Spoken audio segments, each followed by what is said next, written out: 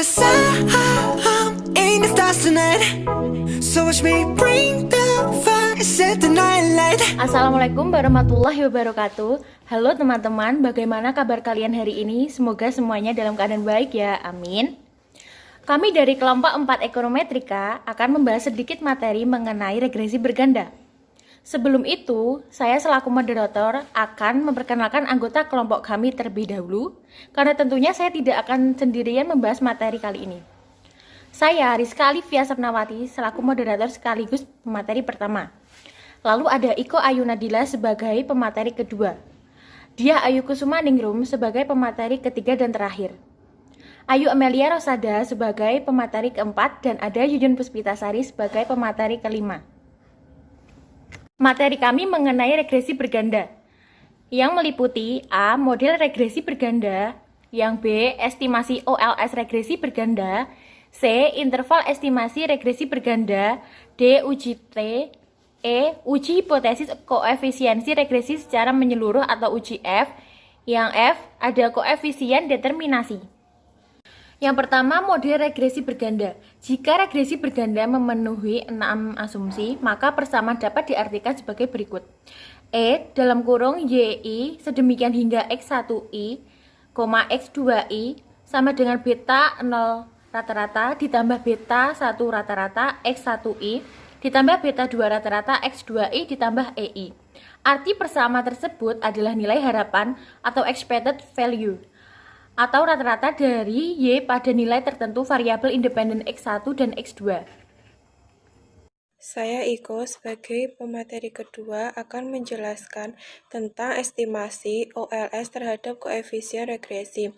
Prosedurnya sama sebagaimana regresi sederhana, yakni mencari nilai minimum dari jumlah residual kuadrat sebagai berikut.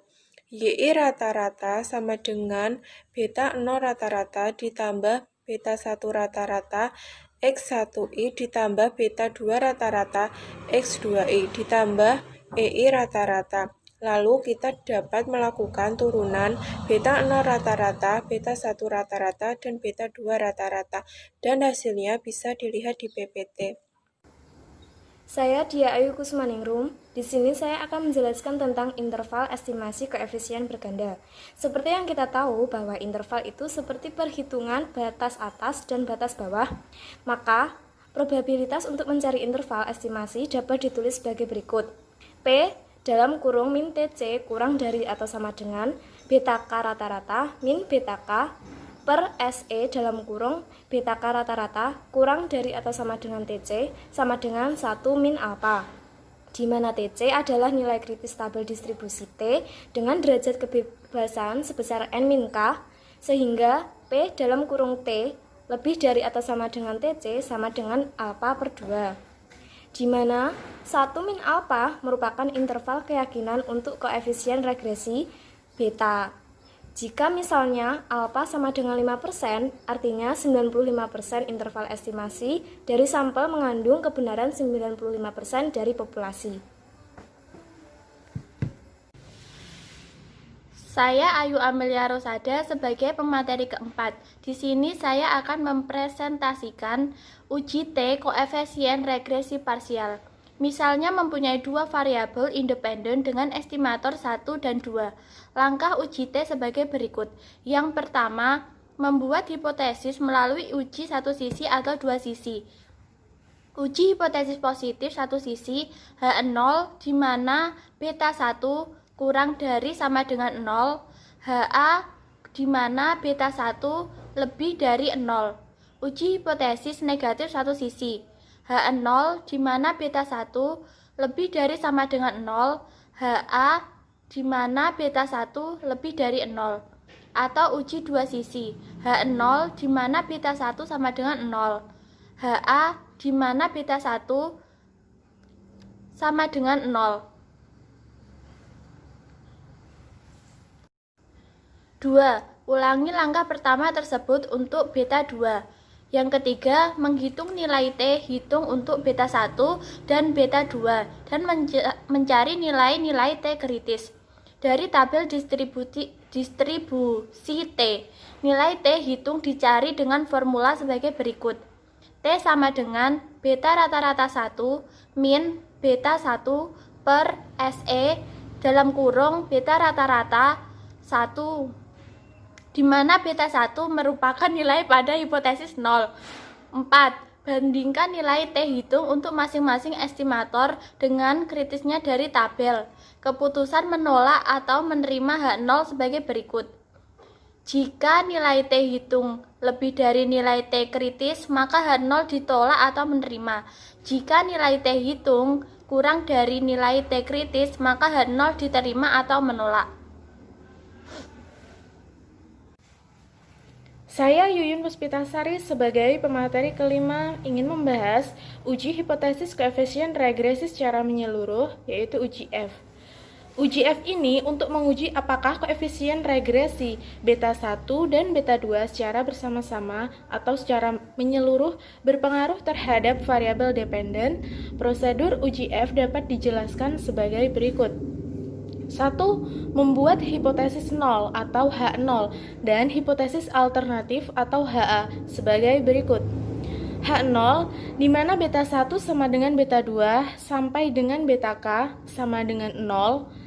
HA di mana beta 1 tidak sama dengan beta 2 sampai dengan beta K tidak sama dengan 0.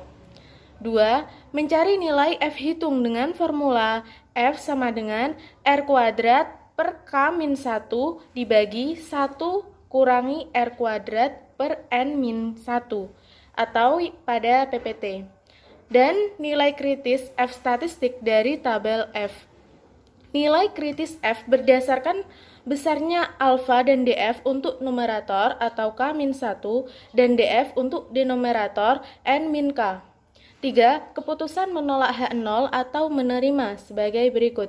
Jika F hitung lebih besar dari F tabel atau kritis, maka kita menolak H0. Dan sebaliknya, jika F hitung kurang dari F kritis, maka menerima H0.